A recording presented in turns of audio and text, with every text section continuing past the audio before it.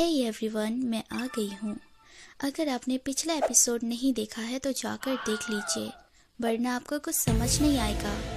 तो चलो चलते हैं अगले एपिसोड की ओर। कहानी वहीं से स्टार्ट होती है जहाँ हिडाका मारी की खुशबू से पागल हो रहा था, पर अचानक वो मारी को चोट ना पहुँचाए इसलिए खुद को काट लेता है। लेकिन उसकी पूंछ वैसे ही हिल रही थी जैसे कोई भी नॉर्मल डॉग खुशी या एक्साइटमेंट में हिलाता है। खैर मारी हैरान थी उसकी ये हरकत देख के। आइडा उन दोनों को वहाँ से निकाल देता है, जिसपे हिडाका बस आइडा को थैंक्स बोल के वहाँ से चला जाता है। आइडा भी उसका ऐसा बिहेव देख सोच में पड़ जाता है। अब हमें हिडाका दिखाया जाता है जो दुखी बैठा था और सोच रहा था, मारी की खुशबू मिलते ही मैं कंट्रोल क्यों खो देता हूँ, जबकि ऐसा होना ही नहीं चाहिए था। यहाँ मारी भी यही सोचती है, क्योंकि उसे हिडाका की गर्मी, उसका छूना, जो कुछ भी वो कर रहा था उससे अच्छा लग रहा था।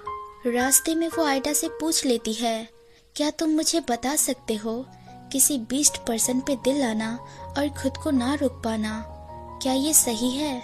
आइडा ये सुन बोलता है, सही का पता नहीं, लेकिन ये गलत नहीं है। तभी उनकी नजर बाहर वही बदतमीज स्टूडेंट पे जाती है। आइडा जा उनसे लड़ने लगता है, पर वो बदतमीज लड़के उससे बहस कर हिडाका की बुक फेंक देते हैं। लेकिन मारी उस बुक को बचा लेती है। जब वो दूसरा बुक फेंकते हैं तब वो मारी को लगने वाली होती है और ये हिडाका होने नहीं देता, क्योंकि वो मारी के सामने आ जाता है और उससे पूछता है, तुम ठीक तो हो ना? मारी हाँ बोलती है। इसके बाद हिडाका उस बंदे को धमकी देता है और बोलता है, अपनी कमजोरी का दोषी तुम बीस्ट फॉक को मत ठहराओ, जिसपे वो सारे लौंडे चले जाते हैं। अब यहाँ आइडा हिडाका से काफी इम्प्रेस हो जाता है और उसे चिपकने लगता है, क्योंकि हिडाका उसे बहुत ही अच्छा बंदा लगता है। हिडाका उन पे चिल्लाता है और बोलता है, मेरी वजह से तुम लोग परेशानी में आ जाओगे। लेकिन इससे आइडा को कोई फर्क नहीं पड़ता। यहाँ आइडा और मारी प्लान बनाते हैं कि हम लोगों को दिखाएंगे कि बीस्ट फॉक कितने फ्रेंडली और अच्छे होते हैं, ताकि उन्हें भी लोग पसंद करे। ये प्लान बनाते हुए वो दोनों काफी एक्साइटेड थे, पर हिडाका इस प्लान में मारी को नहीं लेना चाहता था।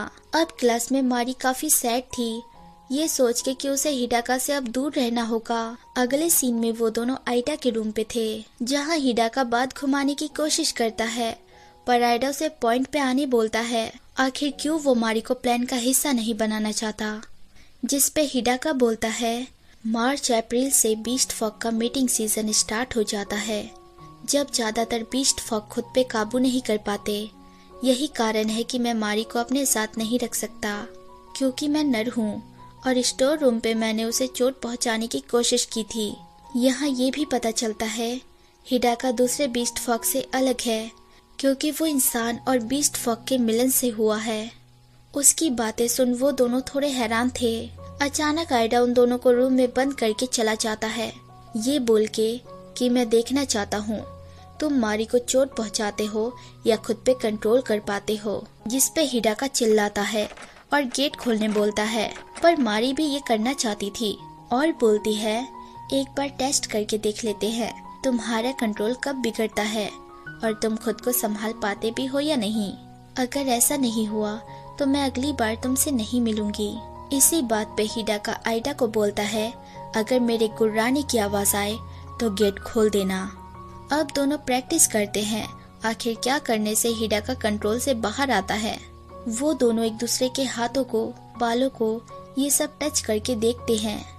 कुछ देर ये सब चलता है, तभी अचानक हिडाका को कुछ होता है और वो मारी को जोर से हक कर लेता है, और फिर वही सब होता है जो स्टोर रूम में हुआ था।